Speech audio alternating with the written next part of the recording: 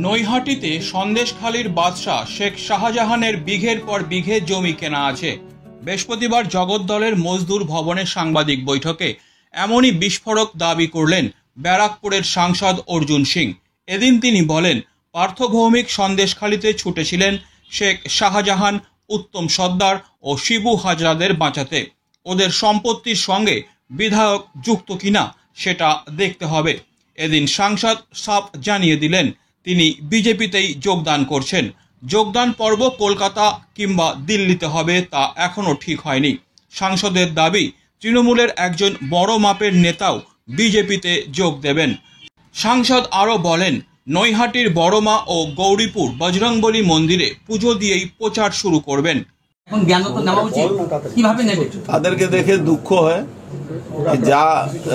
যা হাল হয়েছে আমাদের মুকুলদাস, মুকুলদার, রাজীব ব্যানার্জি, অর্জুন সিং, সেই হাল ওদেরও হবে। এই জন্য এখনও বলছি, যারা গেছেন বা যারা যাওয়ার জন্য চিন্তা করতেন তারা সাবধানে যাবেন। কেন, যে চারোদিকে ঘিরে রেখেছে যারা, তারা আপনার সঙ্গে সেই ব্যবহার হবে, সেটা এদের সঙ্গে বা আমাদের সঙ্গে হয়েছে। আগামীকাল থেকে কি প্রচারে নামছেন? রাজ্য নিরাপত্তা কি ছেড়ে দেবেন? আগামীকাল থেকে প্রচারে নামছেন?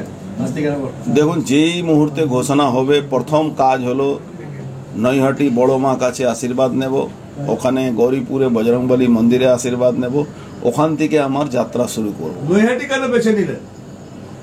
নৈহাটি বেছে নিলাম কেন, নৈহাটি থেকে তৃণমূল কংগ্রেসের যিনি প্রার্থী হয়েছেন, নৈহাটিতে কত মানুষকে কত ক্ষতি করেছেন, সেই ঠাকুরের কাছে, বড় মা কাছে প্রার্থনা করে আসব কি সুদবুদ্ধি হোক, যাতে মানুষের উপরে অত্যাচার, মানুষের ঘরবাড়ি লুট, পুকুর ভরাট থেকে নিয়ে গৌরীপুর জুট মিল শ্রমিকদের সঙ্গে যে অন্যায়, জেনসন নিকোলসন কোম্পানির যে অন্যায়, সে মানুষগুলো যাতে আমরা বাঁচাতে পারি।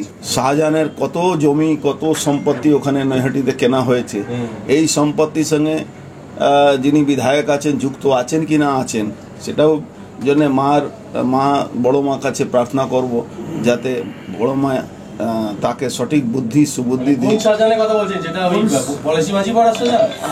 পলাশি মাঝিপাড়া শাহজাহান একটা আছে, কিন্তু আমি সন্দেশখালী শাহজাহানের কথা বলছি। সন্দেশখালী শাহজাহান আছে, আর যে ওর দুটো সাঙ্গপাঙ্গ ছিল কি শিবু, ওদেরও জমি নৈহাটিতে বিঘা পর বিঘা কেনা আছে, সবই ব্যাপার আছে।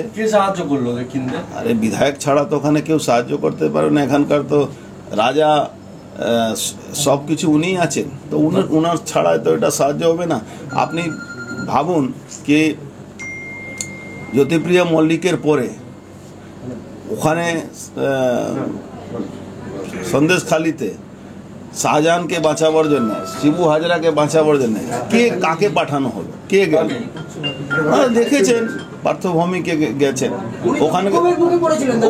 ওখানে তো বিধায়ক আছে, তাহলে বিধায়ক কন্ট্রোল করলেন না কেন, উনাকে কেন পাঠানো হলো? তার মানে সেই পেপার যে লোটপাট হয়েছে ইডি রেডে, তাকে কিভাবে ওখান থেকে নিয়ে আসতে হবে সে ব্যবস্থা করার জন্য উনাকে পাঠানো হয়েছিল। এই সবটাই তদন্ত হবে। হলুদ ফাইল হবে কি লাল ফাইল হবে কি কালো ফাইল হবে? আমি কেন দলকে আর জানাতে যাব? দল তো জানে ভালো করে। শুনুন, এই দলের কোনো বলার জায়গা নেই, কোনো শোনারও জায়গা নেই।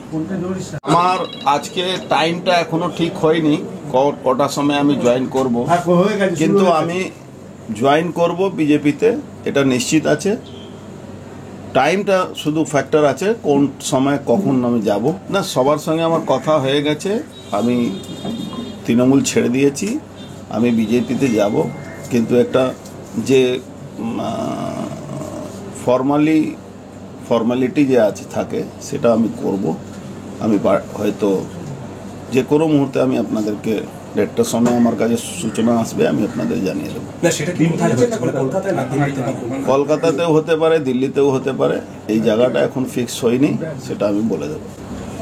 তাহলে আপনি বিজেপির প্রার্থী হচ্ছেন ব্যারাকপুরে? সেটা তো দল ঠিক করবে কে প্রার্থী হচ্ছে, কিন্তু আমি বিজেপিতে জয়েন করছি, এটা ফাইনাল।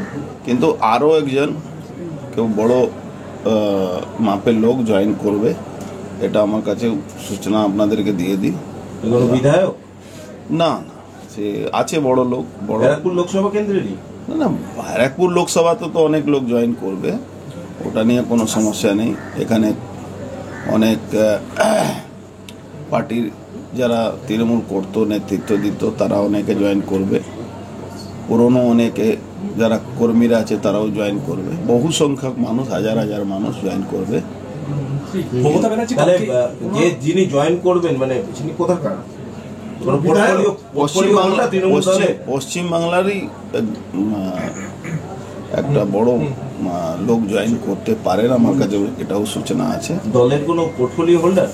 নিশ্চয়ই দলের পোর্টফোলিও হোল্ডার থাকবেনই, তাহলেই তো আমি আপনাকে বলছি। উনি কি আপনার সাথেই জয়েন করছেন? মোস্ট প্রবাবলি এটাই ঠিক হয়েছে। তিনিও কি প্রার্থী হবেন? সেটা জানি না, প্রার্থী করার আমাদের বিজেপিতে সারা দিল্লি ঠিক করে, সেন্ট্রাল নেতৃত্ব ঠিক করে, সেটা আমারও হাতে নেই, কারো হাতে নেই, এটা সেন্ট্রাল নেতৃত্ব ঠিক করবে। আমরা দলের জয়েন করছি, এটা কিন্তু ফাইনাল, আমি বিজেপিতেই জয়েন করব। পুরনো কর্মীগুলো যারা ছিল তারাও ডিপ্রাইভ আছে।